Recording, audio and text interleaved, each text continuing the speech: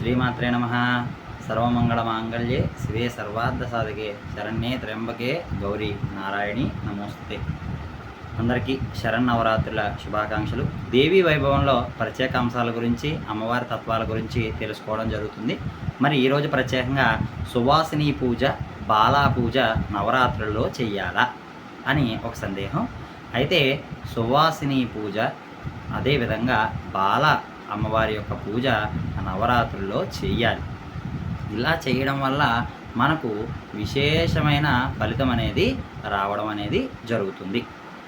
దైవం మానుష రూపేణ అన్నట్లుగా మన భావన చేసి, అమ్మ మన విగ్రహ రూపంలో ఆరాధన చేసినా, చిత్రపటం రూపంలో ఆరాధన చేసినా, ఎలా ఆరాధన చేసినా కూడా అమ్మ ఒక శ్రీమూర్తిలో మనం చూసుకొని అమ్మను ఆరాధించడం వల్ల మనకు శీఘ్రంగా విశేషమైన ఫలితాలు రావడానికి ఆస్కారం అయితే ఉంటుంది. మనం ఎప్పుడూ కూడా సువాసిని పూజ చాలా ముఖ్యంగా తెలుసుకోవాల్సిన విషయం ఏంటంటేనండి, ముత్తైదువుల్ని ఆహ్వానం చేసుకోవాలి.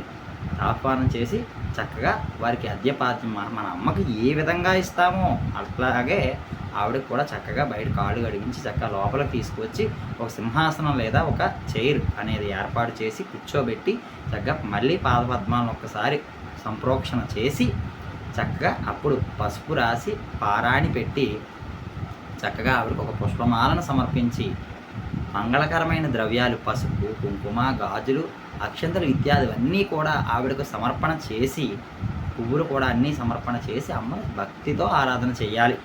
ఆవిడ రూపంలో ఆవిడే లలితగా భావించి ఆ అమ్మను ఆరాధన చెయ్యాలి. ఇలా ఆరాధన చేసిన వారికి సుమంగళీత్వం కటాక్షం కలుగుతుంది. వారికి సుమంగళీతత్వం అనేది ఎప్పటికీ కూడా మంచిగా బాగుంటుందనేసి మనకు శాస్త్రాల్లో చెప్పడం అనేది జరుగుతుంది. అదేవిధంగా బాలా పూజ, మరి అదేవిధంగా బాలా పూజ మనం 2 సంవత్సరాల పిల్లల నుంచి చక్కగా మనం చిన్నపిల్లల నుంచి కూడా చేసుకోవచ్చు, తప్పేమీ లేదు. మనం బాలపాపల్ని చిన్నప్పటి నుంచి కూడా అమ్మవారిగా ఆరాధన చేయడం మంచిది. 10 సంవత్సరాల లోపు ఉన్న పిల్లల వరకు మనం ఆరాధన చేసుకోవాలండి.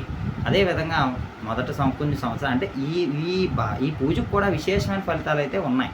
ఎందుకంటే బాలా పూజని, కుమారి పూజని, అదేవిధంగా కళ్యాణి పూజని, సుభద్రా పూజని ఇలాంటి నామాలతో చక్కగా ఒక్కొక్క రోజు చండీ పూజ, కాళికా పూజ, దుర్గా పూజ అని ఈ విధంగా ఒక్కొక్క రోజు ఒక్కొక్క విశేషమైన నామాలతో పసిపాపల పిల్లలను చక్కగా తీసుకువచ్చి వాళ్ళ ముద్దు పాదాలు చక్కగా పసుపు రాసి బొట్లు పెట్టి ఎంత ముద్దుగా ఉంటాయండి చిన్నపిల్లల పాదాలు. నిజంగా అమ్మ సాక్షాత్కారం వాళ్ళలోనే కనిపిస్తుందండి.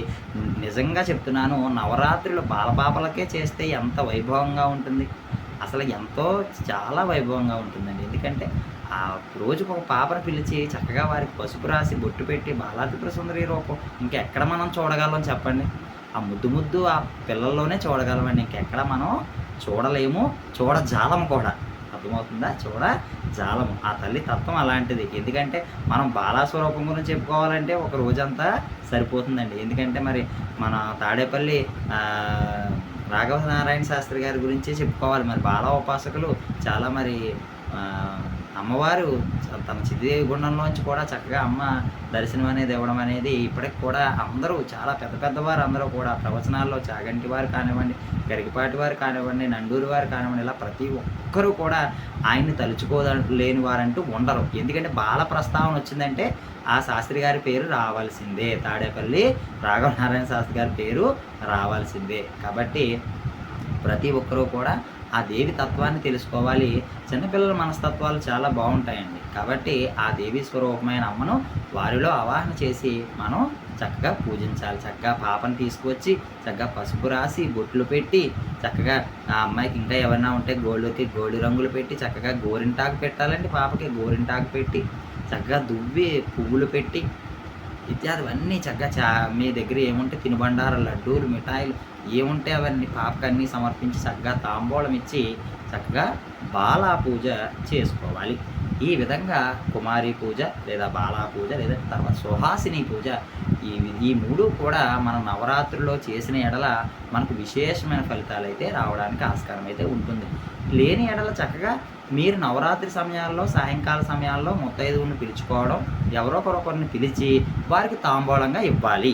ఇది మాత్రం గుర్తుపెట్టుకోండి.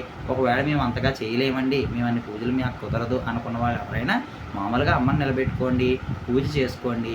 పూజ అయిపోయిన తర్వాత చక్కగా ఒక 2 అరటిపళ్ళు కానీ ఒక పండు, ఏదైనా పండు చక్కగా పసుపు కుంకుమ పిలిచి బొట్టు పెట్టి చక్కగా వారికి ఆ అమ్మవారిగా భావించి ఆ తాంబూలాన్ని ఆవిడకి ఇచ్చి ఆవిడ దగ్గర ఆశీర్వాదం తీసుకోండి. మీ రథం యొక్క పరిపూర్ణత కటాక్షం అనేది కలగడానికి ఎంతైనా ఆస్కారం అయితే ఉంటుంది. కాబట్టి బాలా పూజ అదేవిధంగా సుహాసిని పూజ చెయ్యండి. చేసి అమ్మవారి కృపకు పాత్రలు కండి. శ్రీమాత్రే నమః.